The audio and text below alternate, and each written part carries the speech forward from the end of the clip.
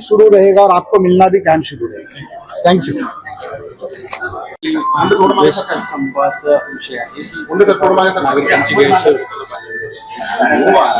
ते खरं तर बेस्ट संप पूर्णपणे अनधिकृत आहे। बेस्ट मध्ये ज्या दोन मोठ्या युनियन आहेत त्यापैकी एक श्रमिक उत्कर्ष सभेचा स्वतः मी अध्यक्ष आहे।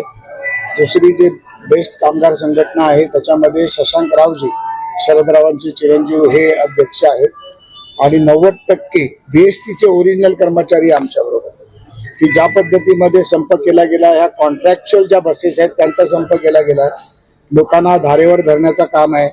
मला वाटतं उभाटा आणि कम्युनिस्ट काँग्रेसच्या काही युनियनच्या माध्यमातून हे केलं जातंय। मुंबईमध्ये परीक्षांचा काळ असताना, ऍडमिशनचा काळ असताना अशा पद्धतीमध्ये मुंबईकरांना धारेवर धरणं योग्य नाही। म्हणूनच आतापर्यंत उभाटाला मुंबईकरांनी त्यांची जागा दाखवून दिली, परंतु काल कोर्टाने मेस्मा लावण्याचा निर्णय घेतलाय। मी आत्ताच माननीय पोलीस आयुक्तांशी देखील बोललो। आमची लोक डेपो मध्ये आहेत, काही ठिकाणी बस फोडण्याचं देखील काम केलं गेलं, परंतु जशास तसं उत्तर देखील दिलं जाईल आणि मला वाटतं की आता आमच्या लोकांनी बसेस बाहेर काढायला सुरुवात केलेली आहे।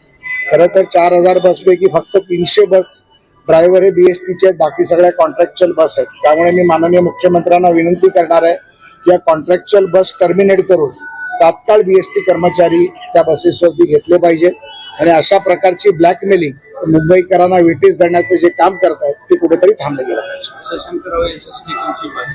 माझी काल देखील बातचीत झाली शशांकरावची, आता देखील सकाळी 6 वाजल्यापासून सातत्याने मी बोलत होतो, त्याचमुळे मला 15-20 मिनिटं खाली उतरायला उशीर झाला, परंतु आता परिस्थिती निवळत आलेली आहे। सकाळी 5:30-6 वाजता काही गुंड प्रवृत्तीच्या लोकांकडनं काही बसेसवरती दगड मारले गेले, परंतु कर्मचारी न घाबरता आता मुलुंड डेपो असेल, मागोटणा असेल, वडाळा असेल, कुर्ला असेल, धारावी असेल, बऱ्याच ठिकाणी कुलाबा असेल, बऱ्याच ठिकाणी कर्मचाऱ्यांनी बसेस बाहेर काढायला सुरू केले। मला वाटतं की येणाऱ्या 1-2 तासात संपूर्णपणे हे निवळलेलं दिसेल।